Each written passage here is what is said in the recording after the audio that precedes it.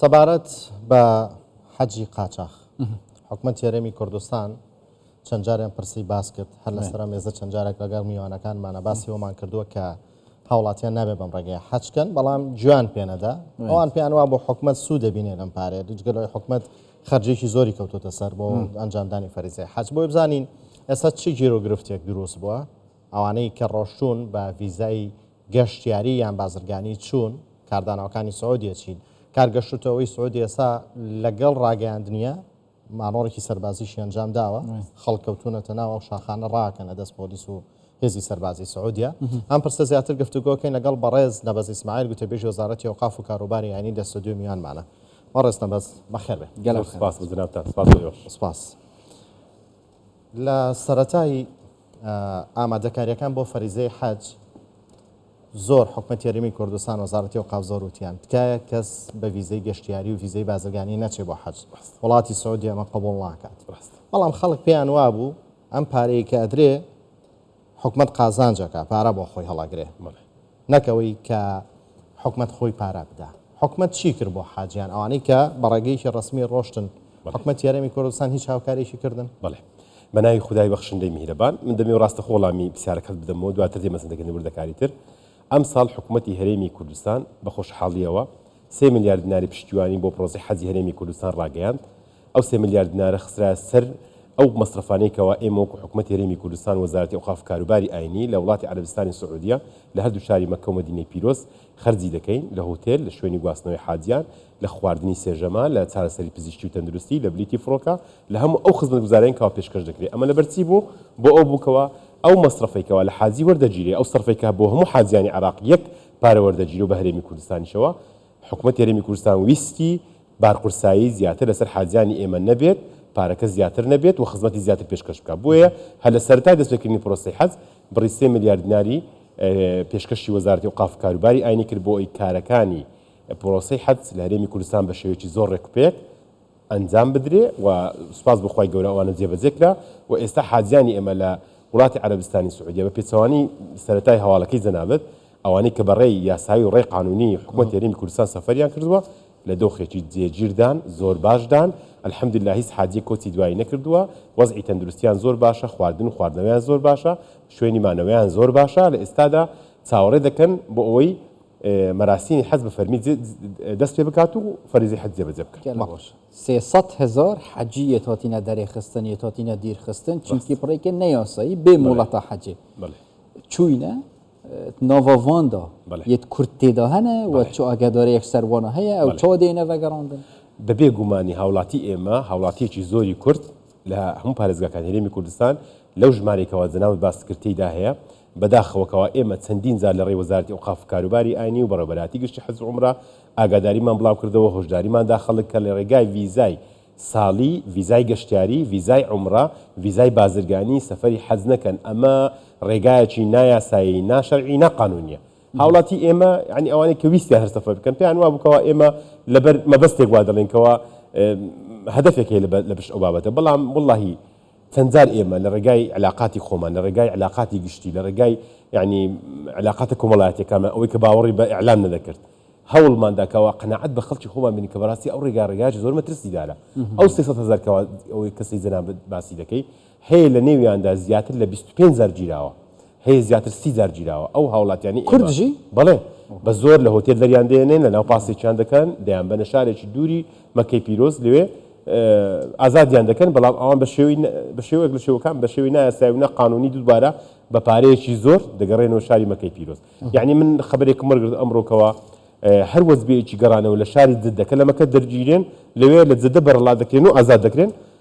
هەر ئازادکردنێک لەوێ کە دووبارە دەگەڕێنەوە نزیکەی 1500 دلار دەدەن بۆی دووبارە بگەڕێنەوە شاری مەکەی پیرۆز بە ڕێگای سەختی بیابانی وشک زۆر خراپ ینی بڕوا بکە ئەگەر بڵێم حاجی ئێمە نزیکەی هەفتەیەکە ئێستا دوای ئەوەی کە گەڕاوەتەوە مەکەی پیرۆز لە بەیتی پیرۆزماوەتەوە ناوێری بچێتە هۆتێل خواردن و حەوانەوە و شوێنی نووسن و هەمووشی لە بەیتە یعنی بڕوا بکە ناوێرێت دەمەتر لە بیت بە دوورکەوێتە بۆی نەگیرێ و دووبارە ئازار نەدرێتەوە ئەنی بڕوا بکە لە ڕۆژێکی خراپدان هاوڵاتی مە با بزانی کە ئێمە ئەو هۆشدارێکە بڵاومان دەکردەوە ئەو ئاگادارکردنەوەی کە هاوڵاتی خۆمان دەکردەوەکەوە ئاگادار بن کاکە ئەو ڕێڕێکی زۆر خەتەرە ئەو ڕێژ زۆر ترسناکە یعنی بەداخەوە ئەو لێدوانانی ئێمە ئەو هاگادارکردنەوەی ئێمە ئەو چەندجاری ئاگادارکردنەوەی ئێمە هەمووی پێچوانە دەگەڕاوە هاوڵاتی ئێمە بە هەندی وەرنەدەگرن ئێستا بەپی ئەو پرسیارانێکەوە ئەم ڕۆژانە لە حەج دەیکەم هەزاران هاوڵاتی ئێمە لە سعودیا لە مەکەی پیرۆز بە نایاسایی ماوەتەوە و هەمووشیان چەند جارێک دەرکراون و گەڕاونەوە بە نایاسایی یعنی پارەیەکی زۆر سەرف دەکەن مەترسی لەسەر ژیانیان لەسەر تەندروستیان چەند ینی بڕوا کە ئێستا ئەمڕۆ پەیوەندی بەمنەوە کراوەکەوە ڕێگایان نیشان دەم بۆی بگەڕێنەوە ئەوەندە بێزارن بەڕێز لە ڕووی یاساییەوە حکومەتی هەرێمە توانێت هیچ شتێک بۆ حاجانە بکات لە کاتێک داوانەی کە چون فەریزەی حەج بەجێ بگەن چونکە ڕەنگە لە ئاخیرا دۆخەکە بگاتەوەی کە حکومەتی سعودیە ناچار بێ زیندانیان کات و سزای دارایشیان بدات حکومەتی هەرێمی کوردستان وەزارەتی ئەوقاف و کاروباری ئاینی بەرپرسە لەو حاجیانی کەوا لە ڕێگای فەرمی و قانونی سەفەر دەکەن لە لای ئێمە ڤیزە وەردەگرن چوونەوەیان هاتنەوەیان سەر و گیانیان تەندروستیان هەمووی ئێمە لێ بەرپرسین بەڵام هەر هاوڵاتێک لە دەرەوەی قانون لە دەرەوەی ئیداری شەرعی لە دەرەوەی ڤیزای حەج بێوێ سەفەر بکاو ئێستا لە وڵاتی عەرەبستانە بەداخەوە ئێمە ناتوانین یارمەتیان بدەین ناتوانم بەڵام ئاخری مەجبور دەبن دەبی حەلەکی لوبی یعنی ئێستا یەک و دوانی بەڕاستی ئێستا یعنی ئەوەی کەم پرسیارم کرد بە هەزاران کەسە مەسەلەن ڕێژەی ئێمە 4685 حاجیە ئێستا کە بەڕووی قانونی سەفەری کردووە ئەو ڕێژەیەکەوە چووە دەتوانم بڵێم 5 بۆ 4 بۆ ینی 5 بۆ 6 بۆ 7 ئەوەندەی حاجی ئێمە هەمووی پەرتو بڵاو بووینە هەمووی لە وەزعێکی خراپ داینە بۆیە بەڕاستی لە تااقەتی ئێمەش بەدەرە ئەو لێژدانێکەوە لە وڵاتی عەرەبستانی سوعودی کە سەرپەرشتی حاجیان دەکەن ڕۆژانە بەڕێز دکتۆر پشتیوان سادق وەزیر ئەوقاف و کاروباری ئاینی بۆ زیاتر لە 15000 پەیوەندی دەکات بە لێژنە ئیداریەکانمان لە شاری مەکەی پیرۆز لە ڕۆژی حاجیان دەپرسێتەوە لە سەلامەتیان لە گیانیان لە خواردن لە هاتوچۆیان لە چۆنیەتی بەڕێوەچوونی مەناسک و هاتوچیان بۆ بیت لە هەموو ئەوانە ڕۆژان دەپرسێتەوە بەڵام ئێمە بەرپرسنی لەوەی کەەوە حاجی لە دەرەوەی قانون سەفەری کردووە و بەرپرسە لە خۆی و ئیشاڵە بە سەلامەتی دەگەڕێنەوە ئەوە دەخواست کە هاوڵاتی ئێمە لە کۆتاییدا بەڵام با بەخۆیان بێن ئەو دیمەنانە بجڕنەوەکەوە چەند ئەزیەتیان خواردووە و لە دۆخێکی چەند خراپ و چەند پڕمەترسی و چەند دڵەڕاوچێدا حتى ضيف آيات القرآن وبيروز وفرمودت بيغمبري صلى الله عليه وسلم هر کسی بيتشبي ولله على الناس حج البيت من استطاع إليه سبيلا نكوش آلية پاره و گله بابتی باشه فتوا اگه درباره دهات یا داری خستن حرام هر کسی که بی مولد بی ترخیص عربستان و سعودی آلیه حج کرنی و يعني بتشت حرامه نكو تدي شي فريزه حاجه يعني حرام كرنا فيها او كوا اما بستيت ما انت استفتواج صريح نبو لسر حرام كردني يعني بلام معلومه لو كوا حزبو شي او كسي كوا طاقتي هي بواري هي اكاك طاقتك اللي بردسته بس اي بوارك اللي بردسته اي ابواريك حزبو جيهان دياري دكا لهرمي كردستان ريجيك دياري دك خوازياري حز يقدر زوره بلام هر کاتێک لە ڕووی شەرعەوە ئەوە معلومەکە ئەو ئیشی مامۆسای بەڕێزی ئاینێکەوە بەڵام ئەوەی کە ئێمە جێوانێ دەبێ و بۆ زناتان دەجێڕینەوە هەر کاتێک ئینسان کەەوە تەقدیمی حەز دەکات ئەگەر ناوی لە فەریزەی حەز دەرنەچوو ئەو ئەرکەی جێبەجێ کردووە کە ناوی خۆی نووسیوە و ناویشی نەگەڕاوەتەوە واتە ئەو ئەدای وازبێکی کرد بەڵام قسمەتی نەبووە واتە ئەرچی لەسەر شانی خۆی لادا هەر چ بەرەکی بڵێ هەر کاتێکەوە ناوی دەرچوو دەتوانین سەفەر بکە هەر کاتێکەوە ناوی دەرنەچوو بەڵام خۆ ئەو پرۆژەی خۆی تەقدیم کرد و ئامادەی خۆی دەربڕی بۆی ڕەب العالەمین ئەوە دەزانێت بە نیەتی دڵی هەموو کەس ئاگادارەکەەوە ئەو کەسە تەقدیمی حەجی کرد بەڵام قسمەتی نەبوو تر ساڵانی داهات و قسمەتی دەبێت بۆیە یعنی بەو شێوازە حەجکردن دووش زەرەر دەکات زەرەری یەکەم زەرەری سەحەتی خۆی مەترسی لەسەر ژیانی خۆی زەرەری دووەم ئەو حاجیە کە بەڕێی یاسایی بەڕێی قانونی و بەڕاستی جێی قەت دەکات جێی ناخۆش دەکات تووشی یعنی قەڵەباڵغی دەکات دوایە ئەو چێوی عەرەفە کە ڕۆژی جومعە ئەو هەینێ ئینشاء الله حاجیانی ئێمە بەڕێ دەکەون بۆ چێوی عەرەفە چێوی عەرەفە منتیقەیەکی دیاریکراوە یعنی چەند کیلۆمەترێکە تو ناتوانی مەسەلەن لە زیاتر لە 3 میلیۆن کەس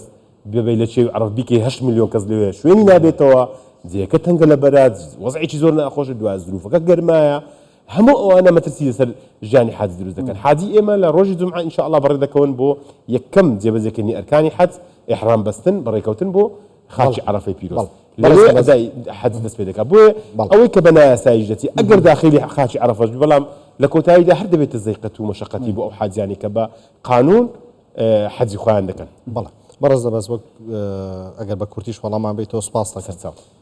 باسیەوە کراکەن دۆکو سەرەتاشەوە وتمەندێک پێیان وا بوو بۆی ئەو پارەیە زۆرە گوایە حکوومەتی هەرێمی کوردستان وەری گرتووە کە پێما بێوانی بە فڕۆکە ڕۆشتن 4600 دلار بووە گەر هەڵە نەبم 4,600 بەڵام دلار بە 132,000 حساب کە ئێمە پارەمان لە هاوڵاتی وەرگبر 6 میلیۆن و 350,000 کە ئەوانەی بە نایاسایی چوون پێتان وانی ئێستا زۆر لەو پارێ زیاد زۆر مەصرفێکی زۆرتر دەکەن یعنی ئەوان چیان لەسەر شانە هۆتێل دەبێ بگرن فڕۆکە دەبێ بگرن دەبێ خواردن نزیکەی 55 تا 60 ڕۆژی سێژەمە بۆ خۆیان دابین بکەن سەحە دەبێت چارەسەری خۆیان بکەن لە بەرامبەردا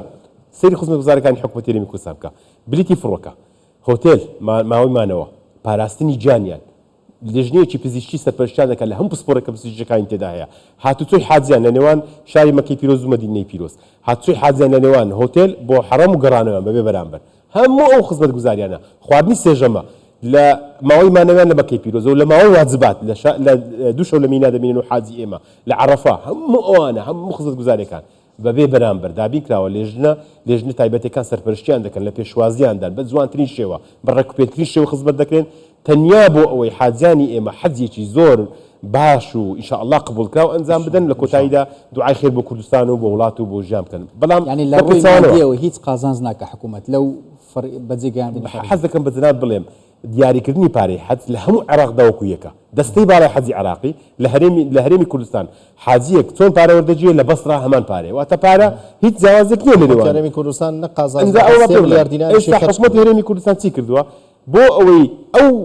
6 میلیۆن و 350,000 دینارە نەبێتە 6 میلیۆن و 850,000 3 میلیارد دیناری خستە سەر حسابی وەزارەتی ئەوقاف گوتی ئەو 3 میلیارە بدەن بە خواردن بە هاتوچۆ بۆ ئەوەی ئەرچی حاجی لە هەرێمی کوردستاندا قورس نەبێت کە ئەو بەڕاستی جێگای خۆشحاڵی بۆ ئێمە وەکو وەزارەتی ئەوقاف بەڕاستی سوپاسی حکوومەتی هەرێمی کوردستان دەکەین کە بەڕاستی لەو قۆناغە سەختەیەکەوە ئێستا ئێمە هەر لە قۆناغی دارایی ینی تۆزێک خراپ داین بەڵام لەگەڵ ئەوەشدا پشتیوانی خۆی پێشکەش بە حاجیان کرد و دڵنیاشم لەوەی کەوا ساڵی ئایندا پرۆژەی باشتر پرۆژەی گونجاوتر حکوومەتی هەرێمی کوردستان پشتیوانی باشتر پێشکەش بە وەزارەتی ئەوقاف و کاروباری ئاینی دەکات قبیل کرد ئینشاءالله بەڕێز نەبێت ئینشاءالله ئێوەش دەبنە حاجیر دکتۆر ئینشاءالله زۆر سپاس طيب داري وزارة الأوقاف وكاروبارين أويني ديال مدوي بخيرات